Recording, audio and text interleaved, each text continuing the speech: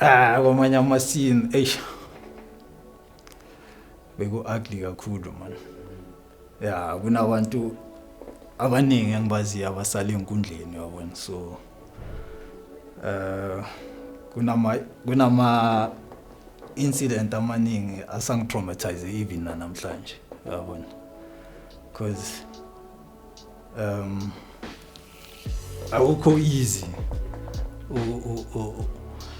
ukhamba nomuntu well niyazi niwenzani, niyazi ama consequences wakhona yabona, but mase kwenzeke into ebuhlungu efana nokuthi umuntu asale enkundleni eish ayileyo, no one can ever be prepared for into efana naleyo, understand. So because into engidrivele ku crime kakhulu njengoba ngeke ngasho earlier ukuthi it was not about poverty in my case yabona,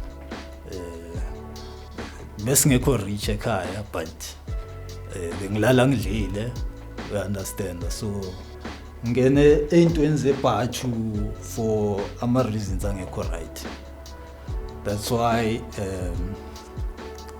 bengeke ngize if I knew better yabona, bengeke ngize ngibe involved with crime, and I have a lot of regrets yabona. Ngiyistile nje impilo yami kakhulu, and ama risk engiwathathile awalingani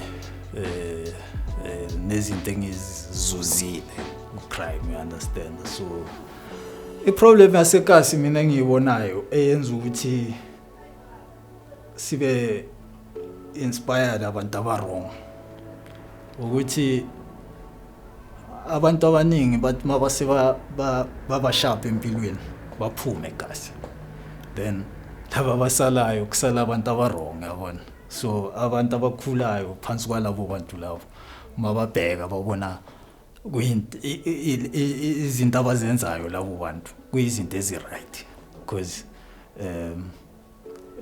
alikho elinye iside abalibonayo, you understand.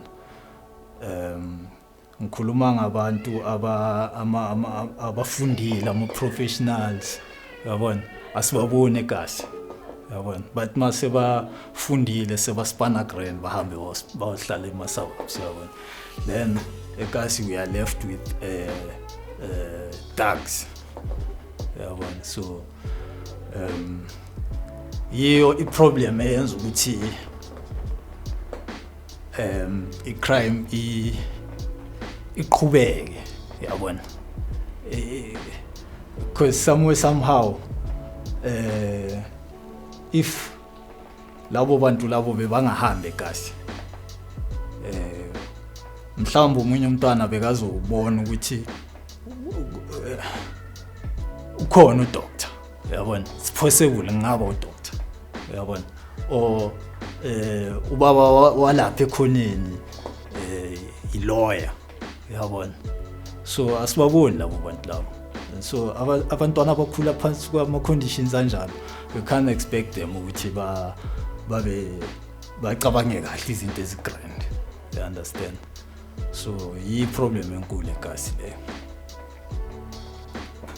Enye into ekenza ubuye emqondweni ukuboshwa yabona, mase uhleli uyi-one yabona eselini, especially so settlile kahle, so acceptile kahle ukuthi okay ngiyashizila manje bhekane nento engaka, then kuba nesikhathi la yabona uzibheka nawe, wenza introspection yabona, uzibheka ukuthi hey mara la hayi yabona, and masophuma futhi kumele uqale phansi yabona, and mawuthi abheka uyabona ukuthi